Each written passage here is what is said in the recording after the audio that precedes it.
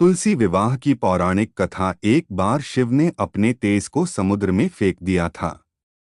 उससे एक महातेजस्वी बालक ने जन्म लिया। यह बालक आगे चलकर जालंधर के नाम से पराक्रमी दैत्य राजा बना। इसकी राजधानी का नाम जालंधर नगरी था। दैत्यराज कालनेमी की कन्या वृंदा का विवाह जालंधर से हुआ। जालंधर महाराक्षस था। अपनी सत्ता के मद में चूर उसने माता लक्ष्मी को पाने की कामना से युद्ध किया, परंतु समुद्र से ही उत्पन्न होने के कारण माता लक्ष्मी ने उसे अपने भाई के रूप में स्वीकार किया। वहां से पराजित होकर वह देवी पार्वती को पाने की लालसा से कैलाश पर्वत पर गया।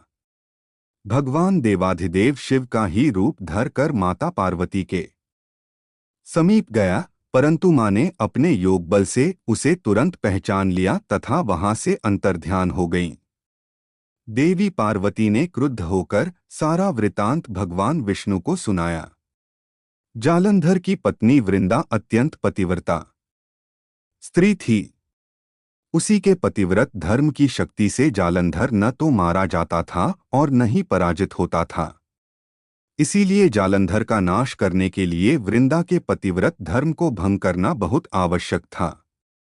इसी कारण भगवान विष्णु ऋषि का वेश धारण कर वन में जा पहुंचे, जहां वृंदा अकेली भ्रमण कर रही थीं। भगवान के साथ दो मायावी राक्षस भी थे, जिन्हें देखकर वृंदा भयभीत हो गई। ऋषि ने वृंदा के सामने पल में दोनों को भस्म कर दिया। उनकी शक्ति देखकर वृंदा ने कैलाश पर्वत पर महादेव के साथ युद्ध कर रहे अपने पति जालंधर के बारे में पूछा। ऋषि ने अपने माया जाल से दो वानर प्रकट किए। एक वानर के हाथ में जालंधर का सिर था तथा दूसरे के हाथ में धड़। अपने पति की यह दशा देखकर वृंदा मूर्छित होकर गिर पड़ी। होश में आने पर उन्होंने ऋषि रूपी भगवान से विनती की कि वह उसके पति को जीवित करें।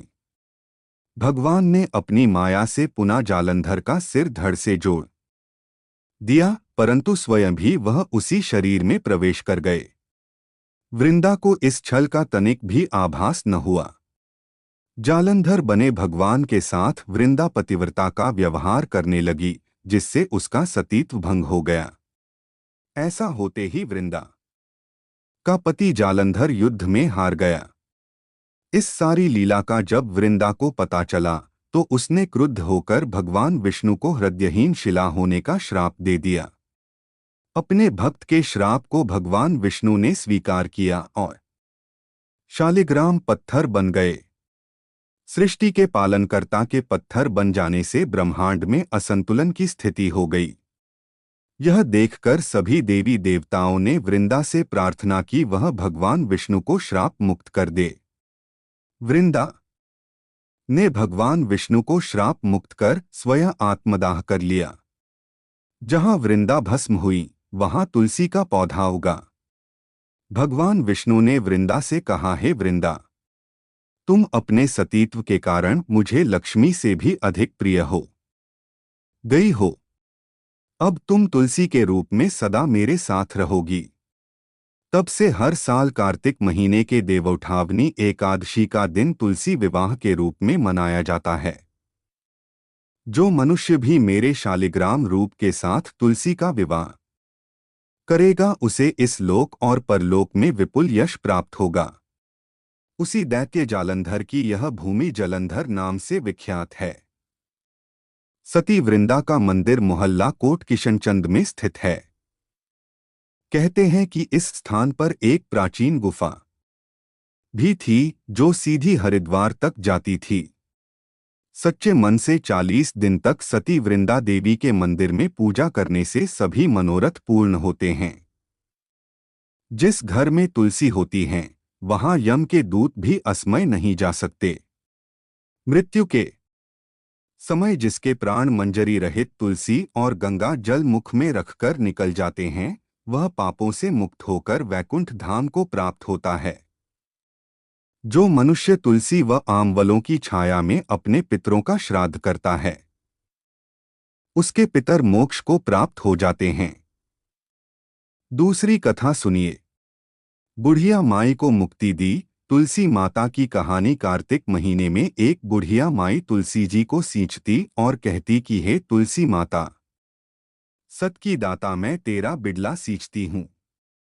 मुझे बहू दे, पीतांबर की धोती दे, मीठा मीठा घास दे, बैकुंठा में वास दे, चटक की चाल दे, पटक की मात दे, चंदन का काठ दे, रानी सा राज दे, दाल भात का भोजन दे, ग्यारस की मौत दे, कृष्ण जी का कंधा दे। तब तुलसी माता यह सुनकर सूखने लगी तो भगवान ने पूछा कि हे तुलसी, तुम क्यों सूख रही हो?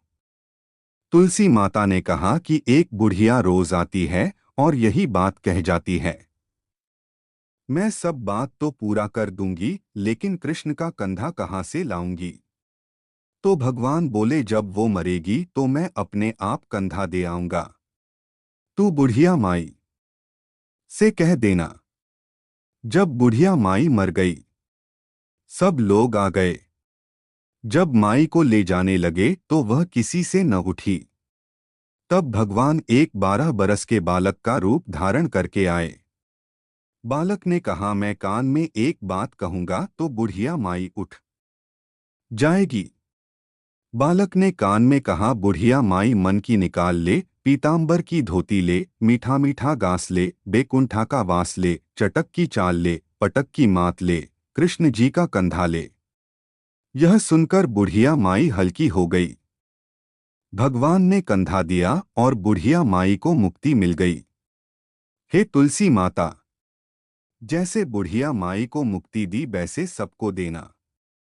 इस प्रबोधिनी एकादशी के दिन तुलसी सालिग्राम के विवाह का आयोजन भी होता है। पद्म पुराण में इसका उल्लेख है। एकादशी से 5 दिन अर्थात पूर्णिमा तक देवालयों में धार्मिक आयोजन होते रहते हैं।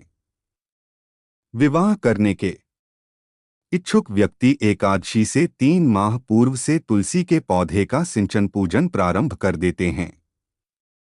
विवाह के आयोजन जिन पुरोहित के द्वारा कराना है, उनको इसके लिए तैयार करते हैं। दोनों पक्ष का समस्त कार्य इसी प्रकार से संपन्न होता है जैसे कि कन्या और वर के विवाह के समय होता है, अर्थात इसमें विवाह के सभी नेकचार कार्यक्रम उसी तरह होते हैं। सुवर्ण के नारायण और चांदी की तुलसी को यजमान सपत्नीक विवाह करा के कन्यादान की रस्म करते हैं। यथाशक्ति भोज का आयोजन किया जाता है। ब्राह्मण भोजन करके व्रती स्वयं भोजन करते हैं।